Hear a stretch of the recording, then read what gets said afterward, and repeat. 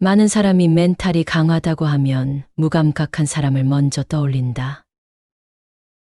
상처를 받지 않는 사람, 무례함에도 반응하지 않는 사람, 실패 앞에서도 얼굴색 하나 변하지 않는 사람 말이다. 그러나 멘탈이 강하다는 것은 무감각한 상태가 아니라 알고 있지만 그것에 쉽게 휩쓸리지 않는 것을 말한다. 어떤 말, 어떤 표정, 어떤 사건이 내 안에서 무엇과 만나느냐에 따라 전혀 다른 감정과 생각이 일어난다. 그래서 멘탈을 강하게 만드는 일은 세상을 이기려는 전투가 아니다. 세상에 흔들리는 나를 다시 이 자리로 데려오는 일이다. 하루에도 몇 번씩 이 자리가 무너지는 순간이 찾아온다. 회사에서는 듣기 거북한 말을 듣는다. 투자해 두었던 자산이 한순간에 휘청거린다. 가까운 사람의 무심한 말이 가슴 깊은 곳을 찌르고 지나간다. 이때 우리는 순식간에 무너지고 만다. 겉으로 드러나는 사건은 각자 다르지만 마음속에서는 비슷한 일이 펼쳐진다. 온갖 생각이 뒤엉켜 올라와 삶 전체가 위태롭게 느껴진다. 불교 경전에는 첫 화살과 두 번째 화살의 비유가 전해진다. 몸에 화살이 꽂히는 것, 이것은 삶에서 피할 수 없는 고통이다. 그러나 우리는 그 위에 또 하나의 화살을 스스로 쏜다. 왜 나에게 이런 일이 생겼는지 끝없이 되묻고 이 일이 벌어진 원인을 모두 내 잘못으로 돌린다. 앞으로의 인생까지 모두 실패로 규정하는 마음이 두 번째 화살이다. 멘탈이 무너지는 시점은 대개 이 두 번째 화살에서 시작된다. 따라서 멘탈을 강하게 만든다는 것은 첫 화살을 완전히 피하는 사람이 되는 것이 아니라 두 번째 화살을 손에서 내려놓는 연습을 한다는 뜻이다. 힘들고 불안할 때 사람의 마음은 본능적으로 바깥으로 향한다. 누가 나를 이렇게 만들었는지, 어떤 사건이 문제의 시작이었는지, 어디에서 잘못되었는지를 찾으려 든다. 물론 원인을 이해하는 일은 중요하다. 하지만 진짜 폭풍은 바깥이 아니라 안에서 일어난다. 그 사실을 인정하는 순간 마음을 지키는 길이 조금씩 보이기 시작한다. 하루 동안 일어나는 사건을 돌아보면 실제 사건보다 그 사건에 붙은 해석 때문에 더 많이 흔들린다는 사실을 알게 된다. 상사가 일한 결과에 대해 회의 중에 공개적으로 지적하는 상황을 떠올려 보자. 사실은 간단하다. 어떤 문장, 어떤 숫자, 어떤 방향이 부족하다는 피드백이 있었을 뿐이다. 하지만 마음속에서는 이 일이 다른 의미로 해석된다. 나라는 사람 전체가 부정당한 듯 느껴지고 지금까지 해왔던 노력도 값을 잃어버린 것처럼 느껴진다. 사실과 해석이 착 달라붙어 분리되지 않는 순간 마음의 폭풍은 빠르게 커진다.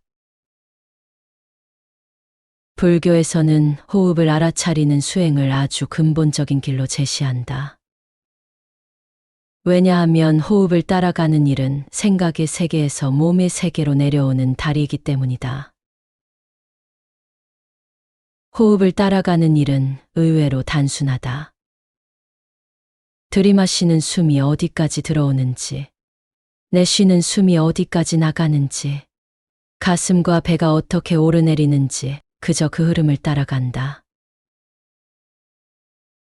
마음이 산만하게 흩어져 있어도 괜찮다.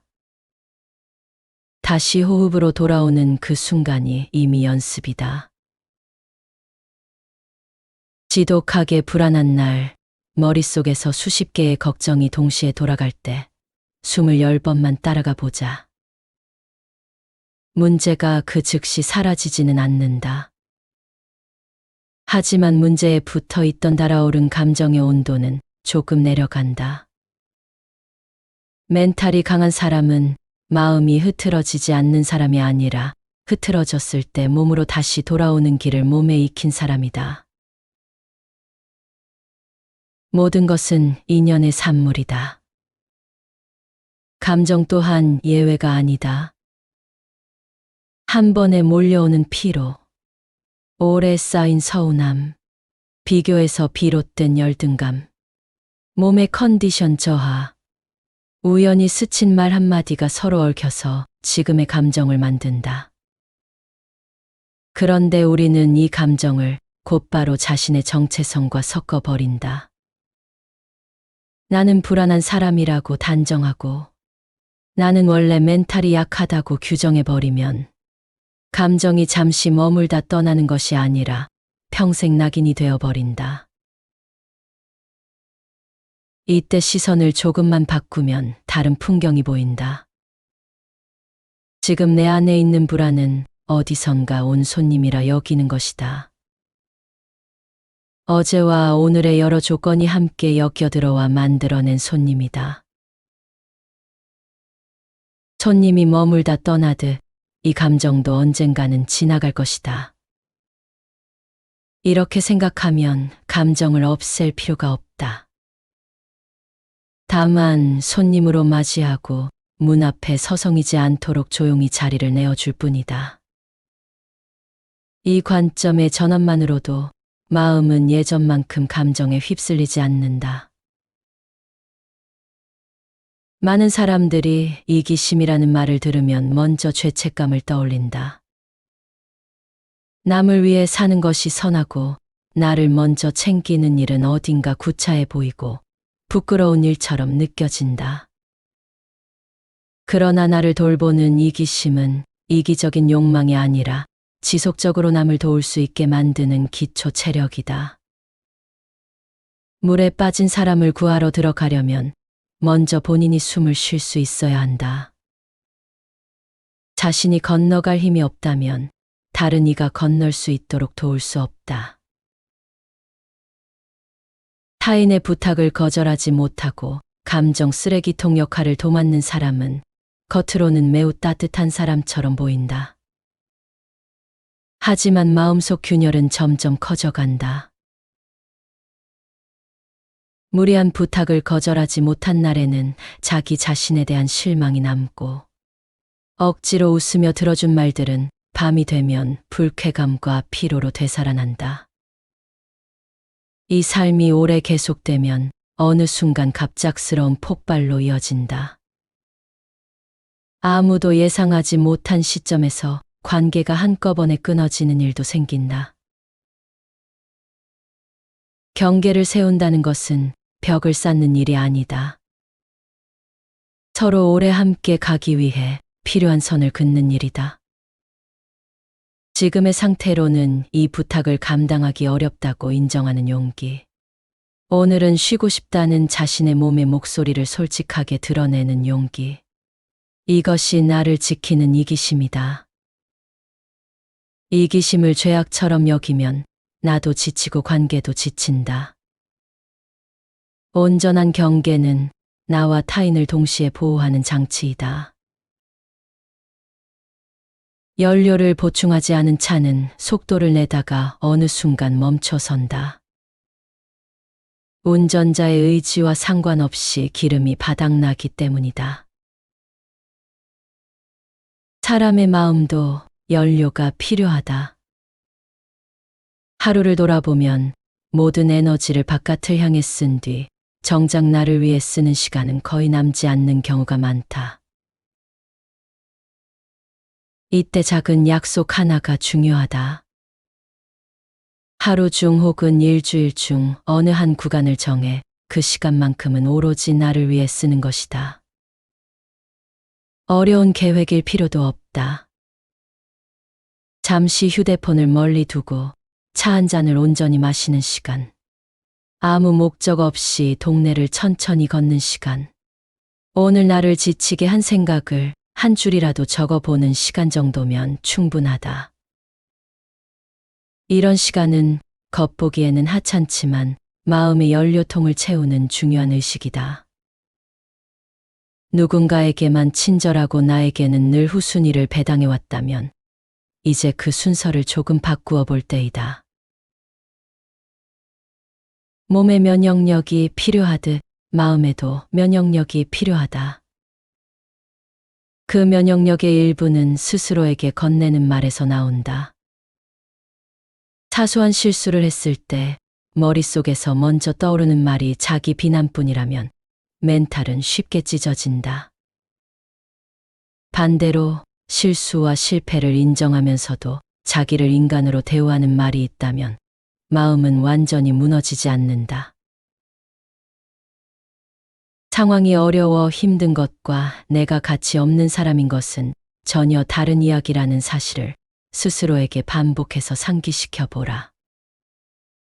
지금 힘든 것은 내가 나약해서가 아니라 조건이 버거운 탓이 크다는 점을 차분히 짚어보라. 최선을 다해 살았던 오늘 하루를 그 자체로 존중해보라.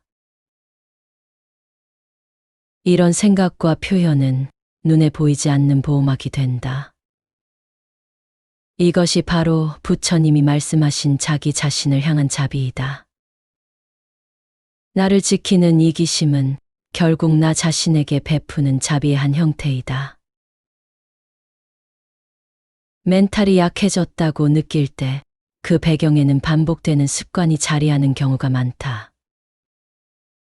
밤늦게까지 휴대폰 화면을 붙잡고 있는가? 일을 앞에 두고 늘 미루고 있는가? 비교와 자책으로 하루를 마무리하고 있지는 않은가? 몸의 피로를 무시한 채 끝까지 자신을 몰아붙이고 있지는 않은가? 이러한 행동과 마음의 패턴이 불교에서 말하는 업이다. 업은 한 번의 사건으로 생기지 않는다. 작은 선택이 모여 길이 되고 길이 굳어져 습관이 된다. 우리의 뇌는 변화에 저항하는 습관이 있다. 뇌의 입장에서는 현재의 습관이 좋고 나쁘냐가 그리 중요하지 않다. 지금까지 이 방식으로 살아남아 왔다는 사실 자체가 뇌에게는 안전의 증거가 된다. 새로운 습관을 만들겠다고 다짐하는 순간 사람은 크게 선언하기 쉽다. 그러나 뇌의 입장에서는 이 선언이 곧 위협이다. 지금까지의 생활 패턴이 한꺼번에 흔들릴 것이라는 신호처럼 느껴진다. 그러면 저항이 일어난다. 시작일을 미루고 몸이 무겁게 느껴지고 자꾸만 다른 일을 먼저 하게 된다. 삶을 바꾸고 싶다는 결심이 현실에서 계속 미끄러지는 이유는 의지가 약해서가 아니라 뇌가 익숙한 길을 고집스럽게 반복하기 때문이다. 따라서 이 저항과 싸우기보다 조용히 속이는 편이 훨씬 지혜로운 전략이다. 뇌를 속인다는 것은 거창한 수단을 쓰는 일이 아니라 부담을 낮추고 환경을 바꾸고 보상의 방향을 조금 돌려놓는 방식이다. 아주 작게 시작하는 것. 먼저 환경을 움직이는 것. 습관이 주는 숨은 보상을 새로 설계하는 것이 그 핵심이다. 뇌는 결국 즐거움을 향해 움직인다. 나쁜 습관을 버린다는 것은 즐거움 자체를 없애는 일이 아니라 즐거움의 방향을 조금 옮겨놓는 일이다. 결국 멘탈을 강하게 만드는 가장 확실한 방법은 무엇일까? 세상을 이기려는 힘을 기르는 일이 아니다. 누군가의 말에 절대 상처받지 않는 강철 같은 마음을 만들어내는 것도 아니다. 강한 멘탈은 세상 편이 아니라 나의 편이 되는 연습에서 나온다. 첫 화살이 박혔을 때 두 번째 화살을 손에서 내려놓는 연습. 사건과 해석을 나누어 보고 호흡을 통해 몸으로 돌아오는 연습. 감정을 정체성이 아니라 손님으로 맞이하는 연습. 나를 지키는 이기심을 허용하고 경계를 세우는 연습. 저항하는 뇌를 비난하지 않고 작게 시작하고 환경을 바꾸는 연습. 하루의 끝에서 오늘의 나를 아주 조금이라도 좋은 눈으로 바라보는 연습. 이 수많은 작은 연습이 겹겹이 쌓여 보이지 않는 두께를 만든다. 어느 날 큰 사건이 일어났을 때 그 두께가 마음을 붙들어 준다. 겉에서 보기에는 예전과 똑같이 흔들리는 것처럼 보이지만 안쪽에서는 다른 일이 일어나고 있다. 예전에는 자신을 먼저 탓하던 마음이 이번에는 스스로를 조금 감싸 안는다. 예전에는 한 번 흔들리면 오래도록 제자리로 돌아오지 못했지만 이번에는 한 걸음, 두 걸음, 그래도 다시 돌아오는 길을 찾아낸다. 강한 멘탈은 태어나면서부터 주어지는 것이 아니다. 매일의 사소한 선택이 서서히 마음의 방향을 바꾸어 간 결과이다. 남에게 설명하기 어려운 수많은 작은 노력들. 그것을 알고 있는 사람은 세상 누구도 아닌 나 자신뿐이다. 그러니 삶이 흔들리는 날 이 사실을 잊지 않아야 한다. 이미 나는 수많은 밤을 건너온 사람이고 수많은 불안을 지나온 사람이다. 그 길 위에서 기어이 여기까지 와 있는 사람이다. 이 진실을 부드럽게 받아들여 보라.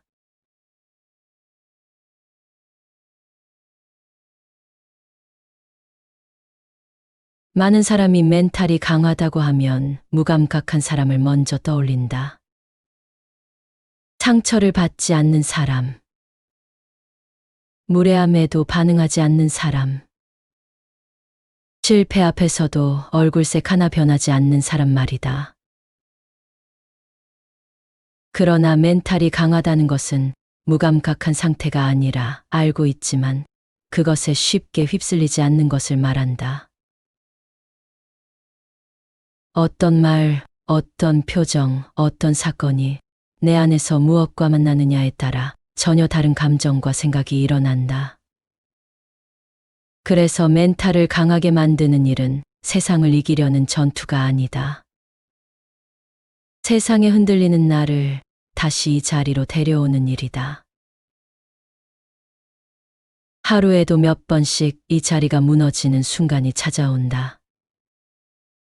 회사에서는 듣기 거북한 말을 듣는다. 투자에 두었던 자산이 한순간에 휘청거린다. 가까운 사람의 무심한 말이 가슴 깊은 곳을 찌르고 지나간다. 이때 우리는 순식간에 무너지고 만다. 겉으로 드러나는 사건은 각자 다르지만 마음속에서는 비슷한 일이 펼쳐진다. 온갖 생각이 뒤엉켜 올라와 삶 전체가 위태롭게 느껴진다. 불교 경전에는 첫 화살과 두 번째 화살의 비유가 전해진다. 몸에 화살이 꽂히는 것, 이것은 삶에서 피할 수 없는 고통이다. 그러나 우리는 그 위에 또 하나의 화살을 스스로 쏜다. 왜 나에게 이런 일이 생겼는지 끝없이 되묻고 이 일이 벌어진 원인을 모두 내 잘못으로 돌린다. 앞으로의 인생까지 모두 실패로 규정하는 마음이 두 번째 화살이다. 멘탈이 무너지는 시점은 대개 이 두 번째 화살에서 시작된다. 따라서 멘탈을 강하게 만든다는 것은 첫 화살을 완전히 피하는 사람이 되는 것이 아니라 두 번째 화살을 손에서 내려놓는 연습을 한다는 뜻이다.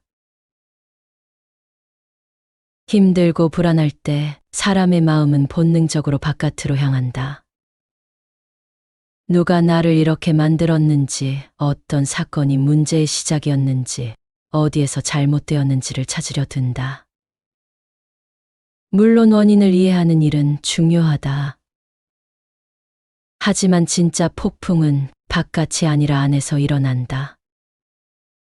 그 사실을 인정하는 순간 마음을 지키는 길이 조금씩 보이기 시작한다.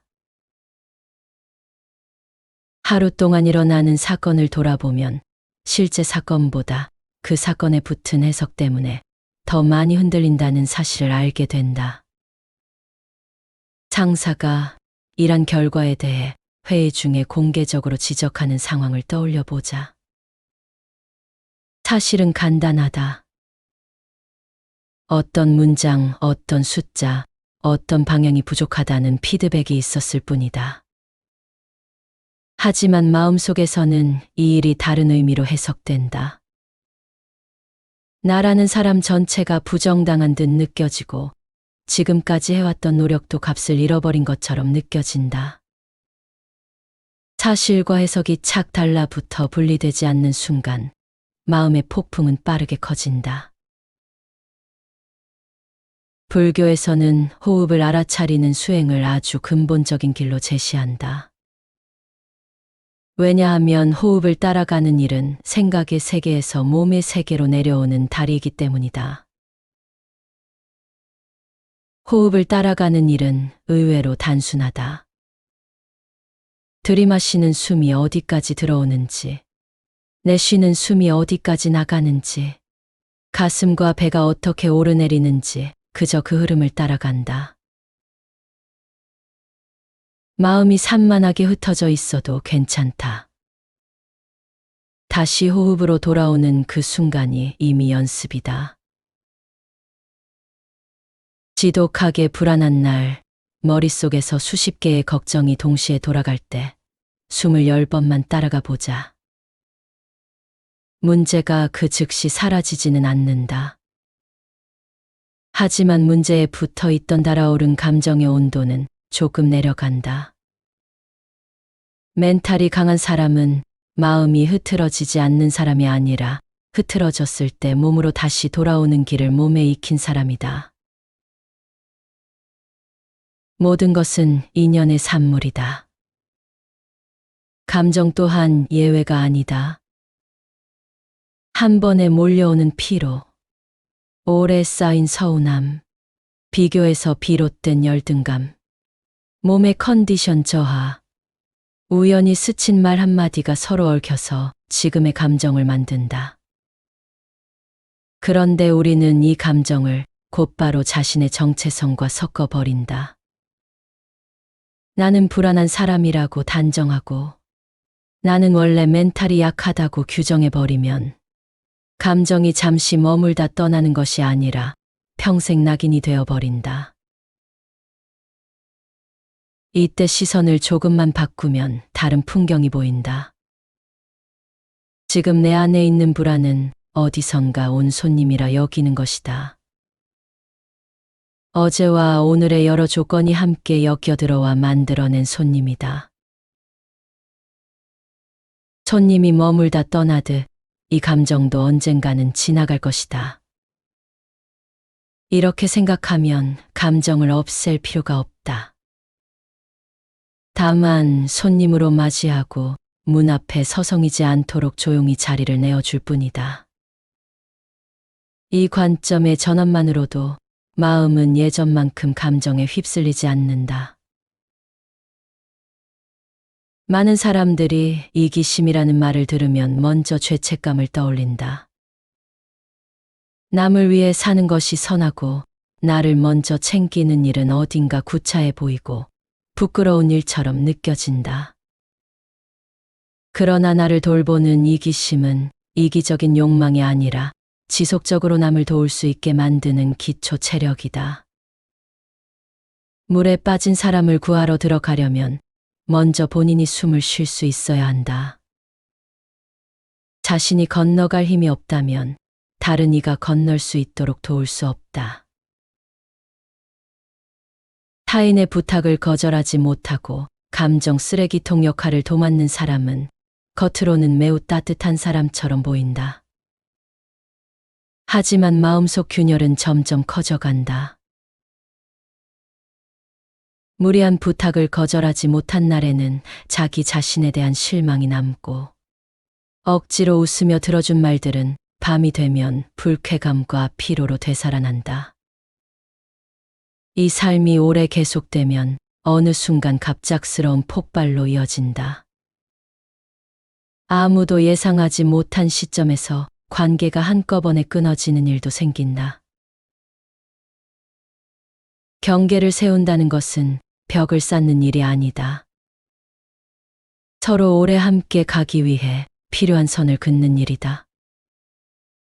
지금의 상태로는 이 부탁을 감당하기 어렵다고 인정하는 용기. 오늘은 쉬고 싶다는 자신의 몸의 목소리를 솔직하게 드러내는 용기. 이것이 나를 지키는 이기심이다. 이기심을 죄악처럼 여기면 나도 지치고 관계도 지친다. 온전한 경계는 나와 타인을 동시에 보호하는 장치이다. 연료를 보충하지 않은 차는 속도를 내다가 어느 순간 멈춰선다. 운전자의 의지와 상관없이 기름이 바닥나기 때문이다. 사람의 마음도 연료가 필요하다. 하루를 돌아보면 모든 에너지를 바깥을 향해 쓴 뒤 정작 나를 위해 쓰는 시간은 거의 남지 않는 경우가 많다. 이때 작은 약속 하나가 중요하다. 하루 중 혹은 일주일 중 어느 한 구간을 정해 그 시간만큼은 오로지 나를 위해 쓰는 것이다. 어려운 계획일 필요도 없다. 잠시 휴대폰을 멀리 두고 차 한 잔을 온전히 마시는 시간. 아무 목적 없이 동네를 천천히 걷는 시간. 오늘 나를 지치게 한 생각을 한 줄이라도 적어보는 시간 정도면 충분하다. 이런 시간은 겉보기에는 하찮지만 마음의 연료통을 채우는 중요한 의식이다. 누군가에게만 친절하고 나에게는 늘 후순위를 배당해왔다면 이제 그 순서를 조금 바꾸어 볼 때이다.